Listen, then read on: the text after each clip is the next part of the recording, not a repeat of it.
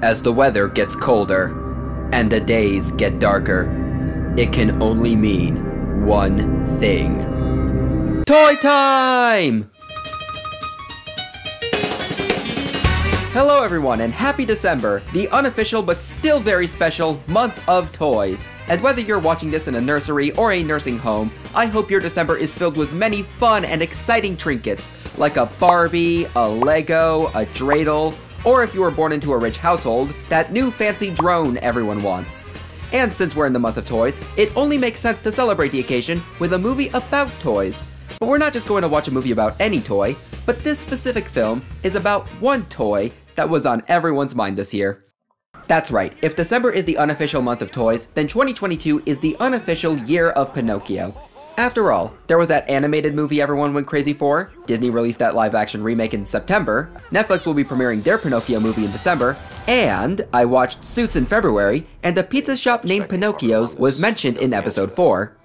Late night studying, you want square pizza, where do you go? That's pathetic. It's Pinocchio's. Bam, 2022, unequivocal year of Pinocchio.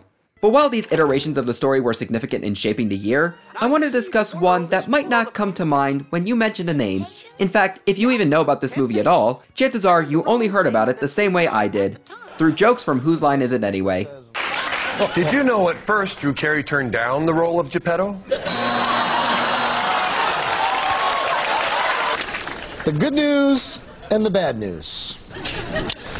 Merry Christmas, Tommy! Look, it's Geppetto on DVD. Geppetto is a made-for-TV movie that premiered on ABC in May of 2000. And while the plot is interconnected with the little devilish puppet we all know and love, the main story puts more of the focus on the big woodworking guy himself, played by none other than Drew Carey. Now, even though I said earlier that Geppetto's not in the cultural zeitgeist, that can't mean it's a bad movie, right? After all, it got a positive review from the Wayne Brady. I like it! If that's not a sign of quality, then I don't know what is. So without further ado, let's watch some Geppetto, in honor of both the month of toys, as well as the impact Pinocchio has made on all of us this year. Once upon a time, not so very long ago, there was a little wooden puppet named Pinocchio. But alas, this is not his story. This is the story of that important but overlooked character, Geppetto. That's me, Pinocchio's dad. I'm sorry, is anyone else having a hard time understanding Drew? It's a little difficult for me to make out any of his words through his very thick Italian accent. Aren't there things you ever wondered about me? Like, for instance, how on earth did I wind up inside of a whale? But wait, I'm getting ahead of myself. So I'm sure most of you know the story of Pinocchio. A woodworker named Geppetto makes a puppet who gets brought to life, and said puppet tries to learn how to behave if he wants to become a real boy. Also, it takes place in Italy.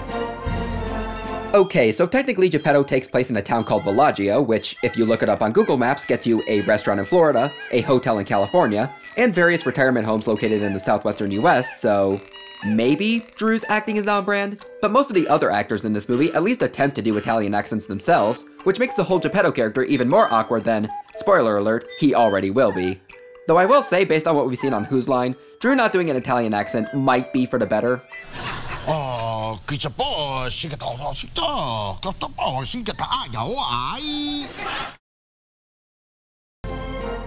Anyways, the film opens with the word getting out of Villaggio that the local toy maker Geppetto has some new toys prepared, and the whole town goes berserk. They're ready! The new toys are ready! Dad, can I get her a doll? What's going on? The new toys are here! What about your homework? Okay, Grandpapa, hurry! Rico! I want a fluffy rabbit! We walk when we're in the street. Marco! Part of me kinda wishes that I saved this movie for Black Friday instead, because just look at how apeshit everyone goes over these new toys. The children are straight up out of control and the parents have no idea what to do. I told you not to run out into the street without me! That said, I don't know how I feel about this barber chasing the kid down. Seriously, if you puncture that kid's skull with those scissors, then I think an unfinished haircut will be the least of your concerns. Now listen, make sure you get to the best toy first. I especially like how this dude is giving his son a battle plan. That's definitely a family that has all the best fast passes for Disney World. But the new toys are here, the kids are excited to get to Geppetto shop, and it's time for the first song. Oh right, I forgot to mention, this is a musical by the way. I want the model train that blows real smoke. I want the rocking horse with big brown eyes. The first song, which is simply entitled Toys, is divided into 3 parts. The first part belongs to the children, who are excited to see what Geppetto has made. I think this particular song is one of the stronger ones in the movie. It kinda reminds me of the Candyman song from Willy Wonka, but the energy is just different enough to where it doesn't feel like a ripoff. Buongiorno! Alright, my friends, Geppetto's is now open. They finally get into Geppetto's workshop, and let me tell you, they are absolutely enamored by everything in there. Oh wow, I can't believe there are toys over there. It's almost as if we're in a toy store or something. Unfortunately for the children, part 2 of the song looms over, which is all about the parents crushing their children's hopes and dreams. No, dear, that's much too fast. No, dear, that's too expensive. No, dear, that makes too much noise. No, dear, you'll only break that. No, dear, your dad could make that. Yeah, that's right, children. You don't get toys, not if you're gonna break stuff, make too much noise, or if dad can make it at home. Don't know if you should say that last one when Geppetto is literally within earshot, but you know what? I'm on the parent side on this. To hell with the kids, they get nothing. Don't make me sorry that you're mine. Okay, that part's a little too real. During all of the madness, one little girl and her mother spot what is probably the greatest and most special toy in all of the store, a black tarp. Geppetto is unwilling to part with it, however, because you just can't put a price on that tarp. It's too darn valuable. I'm sorry, but this one isn't for sale. But I want it! Alright, we may be getting a little closer to Wonka ripoff territory, but I do like this whole scene in general. I think it's actually a very clever way to set up Geppetto's desire to have a child of his own, and how the parents are taking for granted the one thing he really wants. If they left the scene on that note, it actually would have been a pretty strong one. Too bad we still have Geppetto's part of the first song, however, and it completely ruins everything. Why is it the people who shouldn't have children who have children? Why is it the people who don't know how lucky they are who are blessed? Not only does he straight up explain the meaning of the first 2 parts, but the tone in which he does so is oddly bitter. I rewatched the original Disney movie in preparation for this review, and one of the biggest strengths of that film was Geppetto himself, despite not actually having that much screen time. Sure, he wasn't the brightest bulb at times, but his tenderness, optimism, and overall likability made him one of the most charming characters perhaps in all of Disney. A very stark contrast to this Geppetto, who's singing about how only children belong to jerks and not him. I'm just saying, if this film came out in the mid-2010s, people would be photoshopping fedoras on this guy.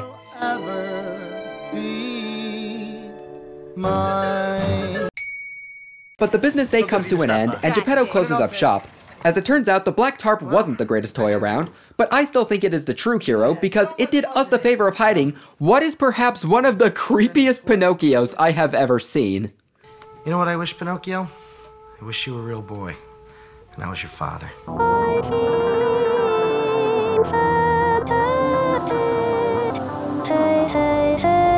For some reason, Geppetto wants this abomination to come to life and become a real boy. A desire he expresses in the movie's second musical number. I know my heart is large. That's why it feels so empty. I didn't mention it earlier because I think it's more noticeable here, but Drew is not a great singer, or at least I don't think he's able to carry a soft ballad. Carry a soft ballad, but I don't think a song like this is the right fit for him. Weird bitterness aside, I think he sounded fine earlier, but when it comes to sustaining notes, he does get a bit pitchy at points.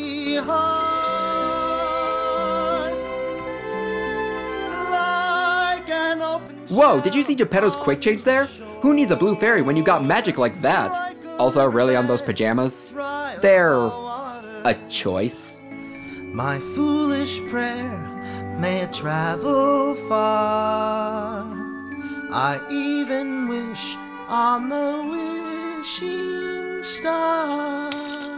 Of course, the blue fairy hears Geppetto's plea and brings Pinocchio to life with a magical spell that may have been loaded with a little too much gunpowder. I guess that's why she grants trivial wishes like these. If the blue fairy tried to solve world peace, she'd probably blow up all of America.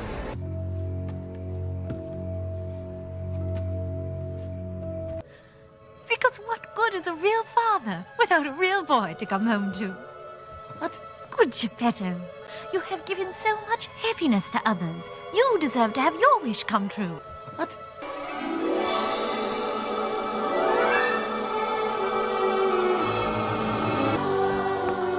But you're a puppet.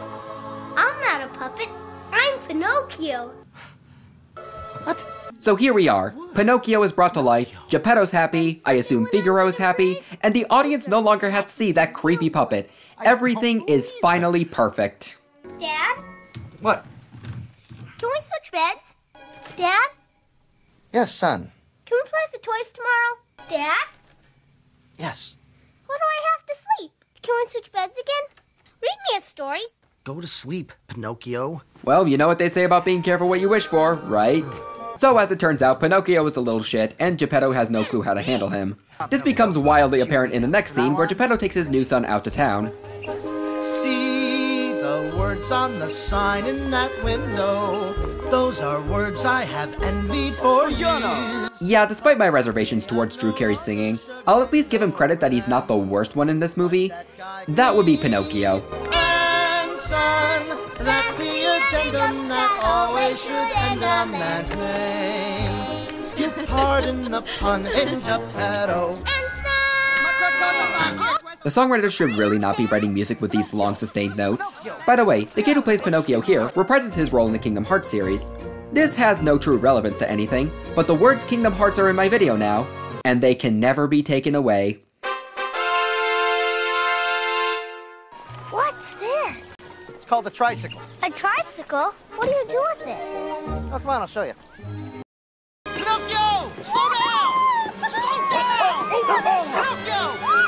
Alright, sure, in the original, Pinocchio was youthfully oblivious and did get into trouble sometimes, but he wasn't actively going out of his way to be insubordinate and cause destruction like he is here. And let me clarify that my problem isn't with the fact that they're deviating from the source material. If you want to tell a cohesive story about Geppetto, you probably do have to stray away every now and again. But what I take issue with is that the film is trying to portray Geppetto as the unreasonable father that doesn't know the basics of raising a child, which he is, let's not mince words, but I feel like even competent parents would have a very difficult time with this specific Pinocchio. In the original, Pinocchio's biggest weaknesses were his gullibility and obliviousness to the world. If that were the case here, then Pinocchio could have been used as a perfect canvas for Geppetto's parenting skills. I'm not even saying you couldn't make him a delinquent, just make sure that it happens as a result of Geppetto misleading Pinocchio with poor lessons and morals.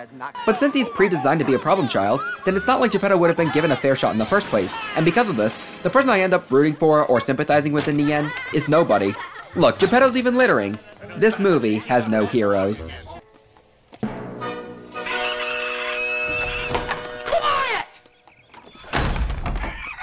Geppetto decides to try and have a day in with Pinocchio, but that doesn't go much better. They have a minor clash about Pinocchio's career path. Pinocchio. You come from a long line of toy makers, see? My father made toys, and his father made toys, and... Well, I don't want to. I want to be the guy that drives the train. They sing a little more, which is always unfortunate. And Pinocchio falls trying to climb a toy shelf. Sorry. You know what? Tomorrow, you're going to school.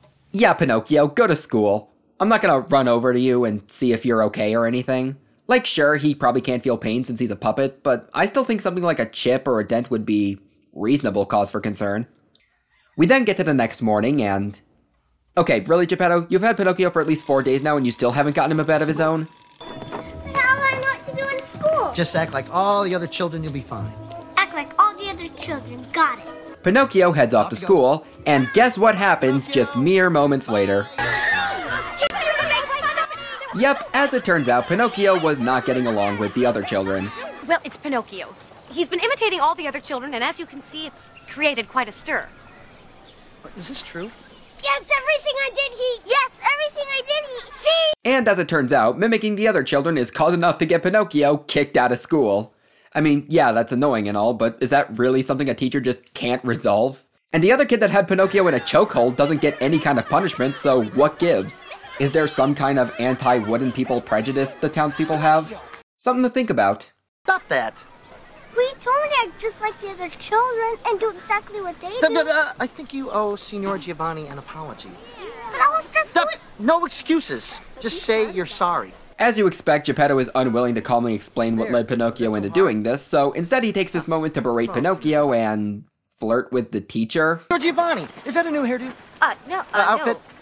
No. Glasses? Well, yes, because they are. Well, they're very flattering. Do you think so? Yes, I do. Okay, of course this amounts to nothing, and the two head back to the workshop. On the way, they run into the film's main antagonist, a struggling puppeteer named Stromboli. Since you have a free afternoon, why don't you come and see my show? Pinocchio catches his eye, and Stromboli offers him a spot in his puppet show. Will he accept? Well, if you've seen the original movie, then you know the answer's yes. But first, let's watch Geppetto continue to make an ass of himself for 5 minutes. All you had to do was go to school and sit quietly until the bell rang. How hard is that? I didn't mean to do anything wrong. Yeah, I know, but you have to use a little common sense sometimes, don't you? If only Pinocchio had some kind of father figure in his life to teach him common sense, eh, Geppetto? Like, I know that's a lesson he's supposed to learn, but really, how is this so hard to get the first time? Hey, you don't have to cry about it. Here. Take a hand. I don't want a big hand. That's for you. I don't want it! Yeah, come on, Geppetto, what is Pinocchio supposed to do with candy? He's a puppet, he doesn't have a stomach. Or taste buds. But the final straw for Geppetto was when Pinocchio broke a music box and lied about it. It just fell. I was standing all the way on the other side of the room, and the music box just sort of blew over, and what's happening to my nose? Well, there's an old saying, Pinocchio, when a little boy lies, his nose grows. Oh, and I guess Geppetto just knows the meaning behind Pinocchio's growing nose. After all we've seen, I'm willing to bet Geppetto's just making shit up and he got a lucky guess. By the way, isn't Pinocchio supposed to have someone with him to help steer him in the right direction, almost like a conscience? But I guess if Jiminy was there, then he would have made Geppetto look worse in comparison. Wouldn't want that now, would we? So Geppetto gets fed up with Pinocchio, and he tries to get the Blue Fairy to return him. Blue Fairy! Come on, we need to talk. Blue Fairy! Blue Fairy! Blue Fairy! Oh, Blue Fairy! Fairy! Ollie, Ollie, fairy free! Now you may think that just walking through the town shouting Blue Fairy! isn't the most practical way of getting her attention, but it actually does work after a while. Oh, Geppetto, there is no need to thank me for the wish I've granted. I guess now we can talk about the Blue Fairy's role in the original Disney movie. Essentially, she monitored Pinocchio's behavior from a distance in order to gauge whether or not he's emotionally mature enough to be a real boy. She doesn't show up too often, but her knowledge of the goings-on, combined with the fact that she's the one who has the final say in how the story pans out, makes her a very significant character in shaping Pinocchio's growth. And knowing all of that puts a lot of this movie into question. Geppetto so far has been very wishy-washy with saying how much it has to do with the original Pinocchio movie, but the Blue Fairy earlier was giving Pinocchio the same lecture she did in the original. Now remember, be a good boy, and always let your conscience be your guide. Prove yourself brave, truthful, and unselfish, and someday you will be a real boy. So if this is taking place while the original story is going on, is the Blue Fairy monitoring both of them? And did she knowingly make Pinocchio a challenging kid to raise so Geppetto would learn a lesson? And did she knowingly leave Pinocchio with someone who is bad with kids, making him prone to neglect? I take back what I said about Stromboli. I think the film's main antagonist is the Blue Fairy for operating this sketchy practice.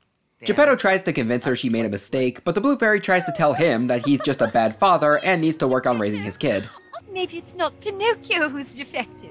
He doesn't know anything. He doesn't follow the rules. He shows no interest in being a toy maker. If that's not defective, I don't know what is. Obviously you don't. Oh, and cue song number 4. Just because it's magic doesn't mean it's easy. Up until now, I think all of the songs did an okay job with moving the plot forward and giving the audience insight on the characters' thoughts, but from here on out, the musical numbers pretty much exist for the sake of the film having musical numbers. This song in particular exists basically just to tell Geppetto that magic can only do so much, and he needs to work hard for ideal results, and that's pretty much it. There's no added subtext, the story doesn't progress, the characters just say something prior and sing about that for the next 3-ish minutes. It actually is kind of like that one game from Whose Line. I like to go to the beach. Hey, look at me, I like to go to the beach. Well, it's right there. It's Spiderman's been reached. But I guess for all 2 people out there who wanted that Drew Carey Show Seinfeld crossover episode, this is the best you're gonna get. Blue Fairy! When Geppetto gets back home, Pinocchio, shockingly, ran away to join Stromboli as a performer, which plays out pretty much the same way as the original. They even use the same song. I had strings, but now I'm free. There are no strings on me. And just like in the original, Stromboli is greedy and keeps Pinocchio in a cage. It is a dark and evil world, and we must lock up our valuables lest someone steal them. And of course, there is the matter of the little contract we signed! Geppetto tries to go backstage to return some things, but Stromboli lies to him and says he already left town. Geppetto leaves to try and find him, and during their conversation, Pinocchio escapes. How did he escape? The movie doesn't really explain it. I mean, in the original, Pinocchio got out with help from the Blue Fairy, so is that what happened again? Because if so, I think that confirms my double agent suspicions, and that she's just fucking with those two. You were supposed to be watching him.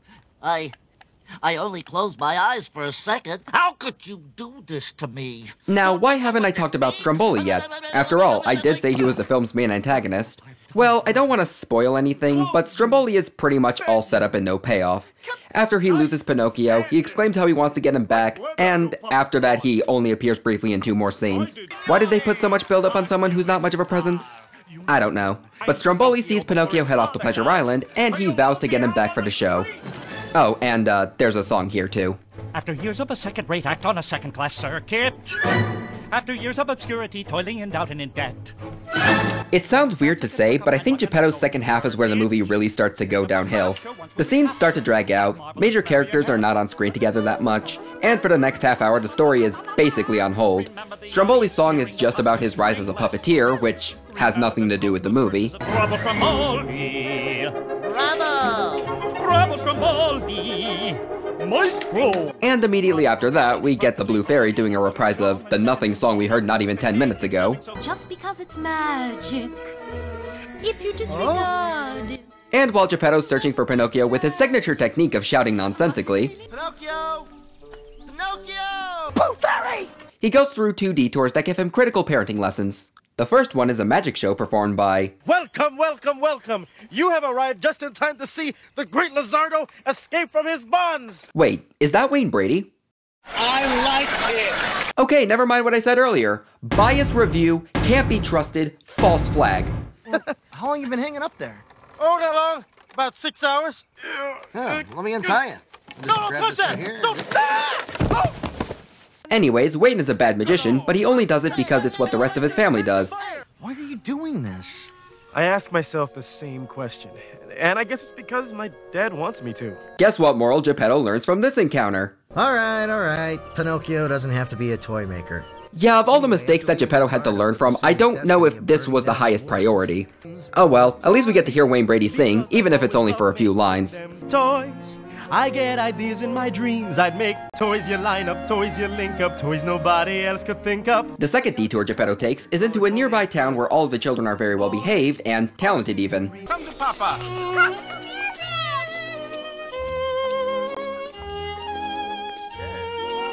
Listen to him. This is how children should be. The reason this town is full of perfect children is because they were all artificially created by a machine. Now, in the context of the film, this machine is supposed to be soulless and show Geppetto how having a child who's born perfect takes away any satisfaction you get from doing a good job raising them yourself, and yada yada yada. And yeah, sure, but is this really a bad alternative? I mean, infertility would no longer be an issue. This is probably much less painful than actual childbirth. Having children that are born good at things could have some positive societal impact. And mind you that I'm speaking as somebody who has no experience with raising children, so take my opinions with a grain of salt. I just don't think a machine like this would be as objectively terrible as the writers may think. What self-respecting parent would want a perfect kid? And I guess you could say that this is also supposed to make Geppetto learn that he can't just replace Pinocchio, which is a fair message, but I feel like there are better ways you could have illustrated that.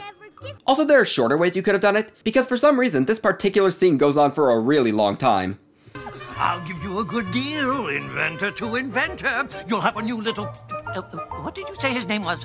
Pinocchio. You'll have a new little Pinocchio faster than you can say Jiminy Cricket. But this time, one that works. What do you say?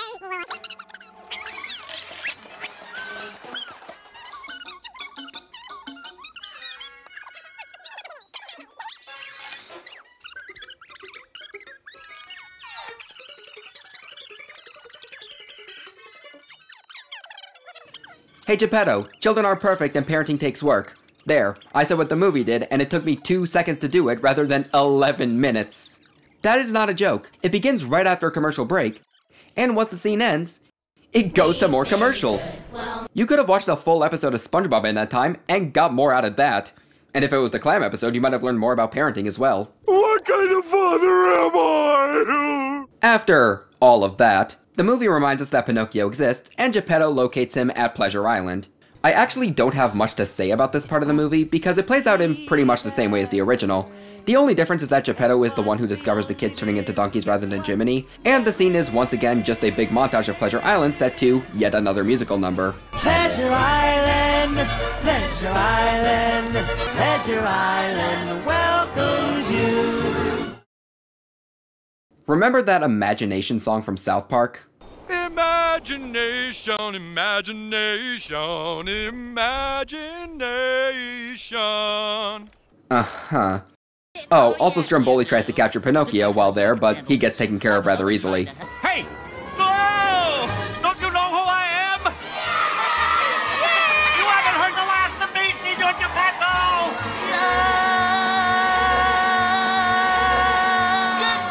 But you probably know the drill. Geppetto tries to warn Pinocchio that Pleasure Island is dangerous, Pinocchio doesn't listen, and he starts turning into a donkey immediately afterwards. Pinocchio! Hold it right there. Okay, Pinocchio's becoming creepy again. I also like how Geppetto gets into one of the ride cars to chase after Pinocchio, even though he'd be better off just running, and the park staff can't even stop him despite the fact that he's going -3 miles per hour. The suspect in no hurry to escape. Crowds of gawkers gathered on overpasses to snap photos of the slow ride. Pinocchio? Daddy! Pinocchio? Pinocchio! Pinocchio! Blue Fairy! Pinocchio then gets loaded into a ship by the head honchos of Pleasure Island, Geppetto tries to chase down the ship, and he ends up getting swallowed by a whale. These last two things actually don't happen on screen. Pinocchio just gets taken away, the show cuts to a commercial break, and when the show comes back, it cuts to Geppetto being inside the whale. Of course, it's a low-budget, made-for-TV movie, so I wasn't expecting any epic boat battles or whale voring to happen, but I don't know. If the writers are going to deviate from the original, they could have just axed this part and replaced it with something else. Oh, Blue Fairy, I really made a mess of things this time, didn't I? Please give me one more chance. The Supreme Evil Overlord hears Geppetto's plea and brings Pinocchio to him. And I guess he's cured of his donkey curse now. The reason they give for that? I saw you get swallowed by the whale, and I knew I had to help you. When I jumped in the water, the donkey part washed away. Plot convenience. And speaking of plot convenience, I guess Pinocchio's just okay with Geppetto now. But from what we've seen, it seems less like he views Geppetto as a good father, and more like Geppetto is seen as the least bad option. I mean, between being with him, being locked in a cage by a crazed puppet guy, and being turned into a donkey to do God knows what, I think Pinocchio was put into a lose-lose situation, and he knows it. Then again, they are trapped inside a whale, so maybe he just stopped caring. But the two of them make up, they try to find a way to escape the whale, and one thing I will give this film credit for is that they actually do think of a pretty clever way to get themselves out of their situation. Wait, ask me a question. What? Ask me a question, anything. What's your name? My name is Woody McGoodhead. It's no setting the whale's mouth on fire, but it's still one of the brighter ideas these two had all day.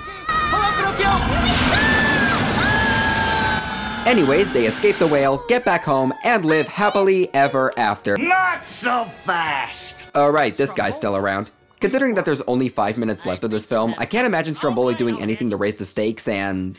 yeah, he really doesn't. He tries to take Pinocchio, who is still under contract, the Blue Fairy comes and turns Pinocchio into a real boy, and then Stromboli just kinda loses interest in him. A real boy?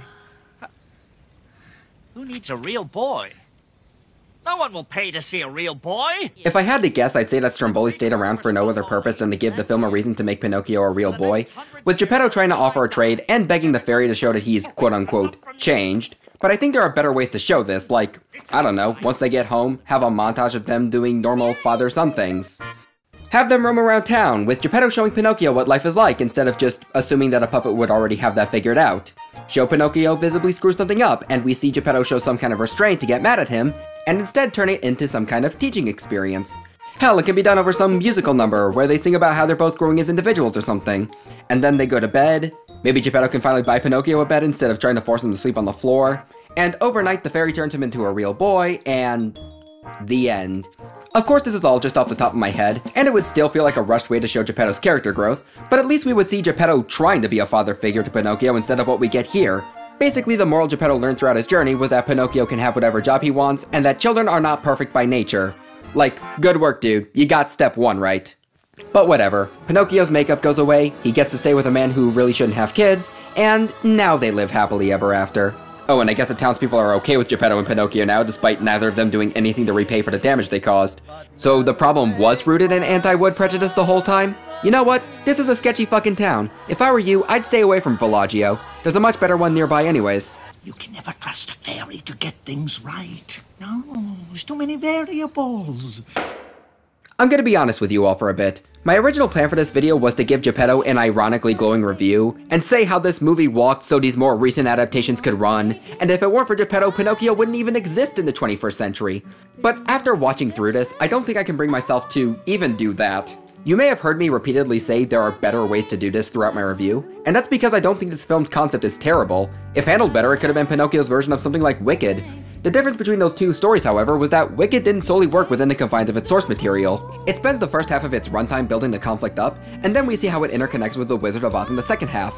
From the get-go, Geppetto was faced with an uphill battle of turning Pinocchio into a story where Geppetto learns to become a father, but a plot like that simply doesn't work if you don't take heavy creative liberties.